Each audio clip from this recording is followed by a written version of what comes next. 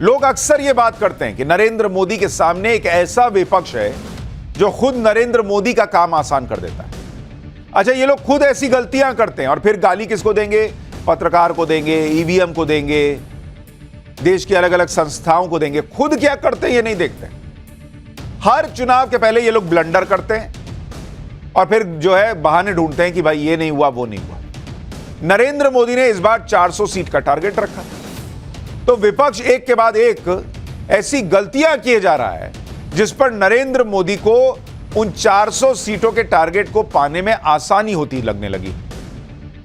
विपक्ष का इस कमजोर कड़ी में सबसे पहला नाम तो राहुल गांधी का, जिनके बयान पीएम मोदी को रोज नया मौका देते हैं। इस बार भी यही हुआ। राहुल गांधी ने मुंबई की एक रैली में जोश जोश में ऐसा बोल दिया कुछ कि वो बात कांग्रेस और इंडी गठबंधन को उल्टी पड़ गई, क्योंकि नरेंद्र मोदी ने इस बात को पकड़ लिया। और फिर इस बात पर पीएम मोदी ने जिस तरह से लोगों तक अपनी बात पहुंचाई, जिस तरह से लोगों का सेंटिमेंट जागा, राहुल गांधी को सफाई देने आना पड़ गया भाई। पहले आप सुनिए राहुल गांधी ने पीएम मोदी को ऐसा क्या कहा कि लेने के देने पड़ गए। उसके बाद बताऊंगा कि पीएम मोदी ने कैसे जवाब दिया। ना हम बीजेपी के खिलाफ लड़ रहे हैं, ना हम एक व्यक्ति के खिलाफ लड़ रहे हैं। एक व्यक्ति को चेहरा बनाकर ऊपर डाल रखा है।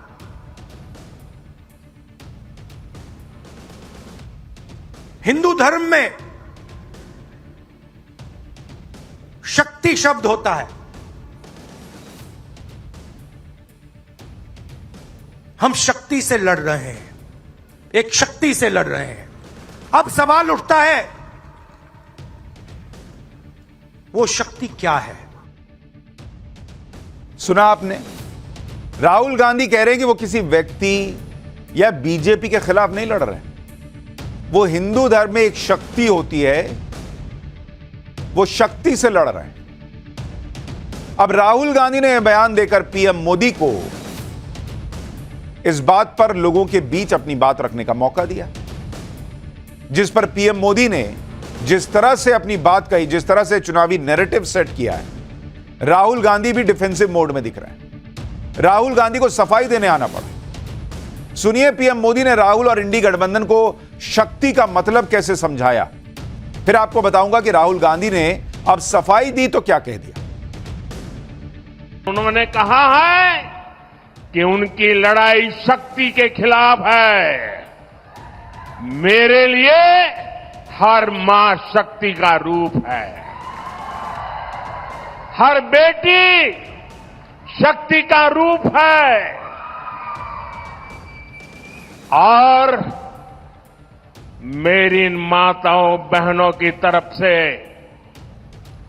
माताओं बहनों, आपको मैं शक्ति के रूप में पूजा करता हूं। मैं भारत मां का पुजारी हूं। मैं आप शक्ति स्वरूपा सब माता बहन बेटियों का भी पुजारी हूं। और जिन्होंने कल शिवाजी पार्क में इंडी अलायंस ने अपना घोषणा पत्र शक्ति को खत्म करने के लिए किया है, मैं इस चुनौती को स्वीकार करता हूं और मैं इन शक्ति स्वरूपा माताओं बहनों की रक्षा के लिए जान की बाजी लगा दूंगा। यानी आप सोचिए 2024 के चुनाव का नैरेटिव क्या सेट हुआ। राहुल गांधी कह रहे हैं कि मैं शक्ति के खिलाफ लड़ रहा हूं, नरेंद्र मोदी कह रहे हैं कि हम तो शक्ति को पूजने वाले हैं, माताओं बहनों बेटियों को शक्ति मानते हैं और मैं इन शक्ति को खत्म करने वालों के खिलाफ लड़ूंगा। बताइए पूरा चुनाव किधर जाएगा। उसके बाद ये कहते हैं, ऐसा ब्लंडर करने के बाद राहुल गांधी और कांग्रेस पार्टी, कि हम फलाने की वजह से हार रहे हैं। अरे बॉस, खुद क्या कर रहे हैं वो तो देखिए। कोई सनातन को गाली दे रहा है, कोई शक्ति से लड़ने निकला है उस देश में जहां 100 करोड़ हिंदू हैं, और उसके बाद आप कहते हैं कि आप चुनाव क्यों हार गए। मुंबई में राहुल गांधी ने इंडी गठबंधन के दलों के नेताओं की मौजूदगी में शक्ति वाला बयान दिया। उनको लगा होगा कि उन्होंने कोई बहुत बड़ी बात कह दी, बहुत अद्भुत कर दिया, क्योंकि आसपास माहौल वही है। अरे सर क्या बोल दिया, वो ऐसा वाला माहौल है। लेकिन 24 घंटे के अंदर ही पीएम मोदी ने शक्ति वाले बयान पर पूरे इंडी गठबंधन को ऐसा लपेटा कि राहुल गांधी फंस गए, उन्हें सफाई देनी पड़ गई। राहुल गांधी ने आज सोशल मीडिया पर लिखा कि मोदी जी को मेरी बातें अच्छी नहीं लगती, किसी ना किसी तरह घुमाकर उनका अर्थ बदलने की कोशिश करते हैं। यहां भी जिम्मेदारी मोदी जी पर डाल दी।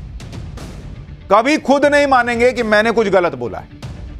आगे लिख रहे हैं कि क्योंकि नरेंद्र मोदी जानते हैं कि मैंने गहरी सच्चाई बोली है, जिस शक्ति का मैंने उल्लेख किया, जिस शक्ति से हम लड़ रहे हैं, उस शक्ति का मुखौटा मोदी जी।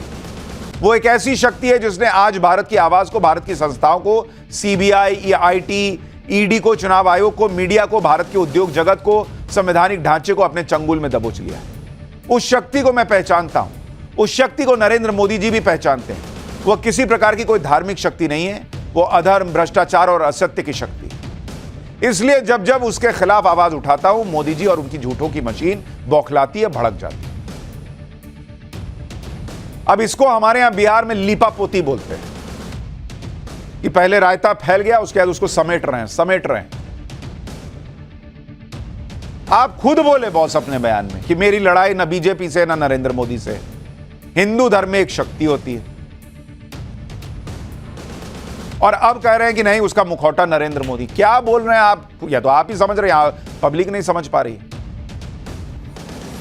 और हर बार जैसे आदमी निबंध रट के जाता है कि मैं आज काऊ पे निबंध लिखूंगा, आए कुछ भी मैं लिखूंगा काऊ पे, वैसे ही कुछ भी बोलिए, मीडिया काम नहीं कर रही, उद्योगपति काम नहीं कर रहे, इसी काम नहीं कर रहा, फलाना काम नहीं कर रहा, ढिमकाना काम नहीं कर रहा, कोई काम नहीं कर रहा, सब आप ही कर रहे हैं। जो आप कर रहे हैं वो सबके सामने है।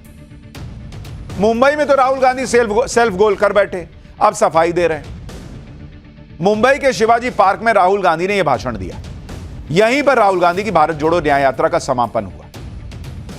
राहुल की यात्रा के समापन कार्यक्रम के तौर पर इंडी गठबंधन की रैली आयोजित की गई थी। इस रैली में भयंकर भीड़ आने का दावा किया गया, लेकिन रैली में वैसी भीड़ नहीं आई जैसी कि उम्मीद की गई थी। राहुल गांधी, एमके स्टालिन, तेजस्वी यादव, मल्लिकार्जुन खड़गे, महबूबा मुफ्ती, फारूक अब्दुल्ला जैसे कई नेता इस रैली में आए, लेकिन भीड़ उस तरह की नहीं आई।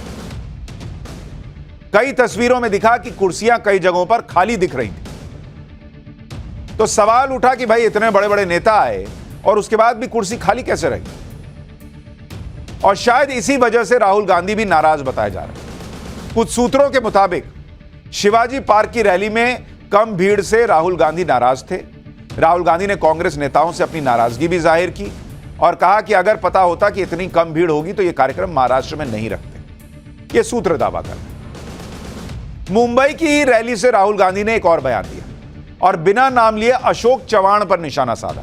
अशोक चव्हाण पुराने कांग्रेसी नेता थे जो कांग्रेस छोड़कर अभी बीजेपी में आ गए। तो राहुल गांधी ने कहा कि वो नाम नहीं लेना चाहते, लेकिन इस राज्य के एक वरिष्ठ नेता ने कांग्रेस छोड़ दी। रोते हुए उन्होंने मेरी मां से कहा, सोनिया जी ये कहने में शर्म आ रही है, लेकिन अब इन लोगों से लड़ने की ताकत मुझ में नहीं है और मैं जेल नहीं जाना चाहता। अब राहुल गांधी ने नाम तो किसी का नहीं लिया, लेकिन अशोक चव्हाण ने इस बयान पर राहुल गांधी पर पलटवार किया। अशोक चव्हाण ने भी लिखा कि राहुल गांधी ने किसी का नाम तो नहीं लिया है, लेकिन अगर मेरे बारे में कह रहे थे तो इतना कहना चाहता हूं कि यह बेबुनियाद है, इसमें कोई सच्चाई नहीं है। अशोक चव्हाण ने आगे कहा कि वो सोनिया गांधी से नहीं मिले थे और ना ही दिल्ली में मुलाकात हुई थी। चुनाव की वजह से इस तरह के दावे किए जा रहे हैं, ये दावे बेबुनियाद हैं।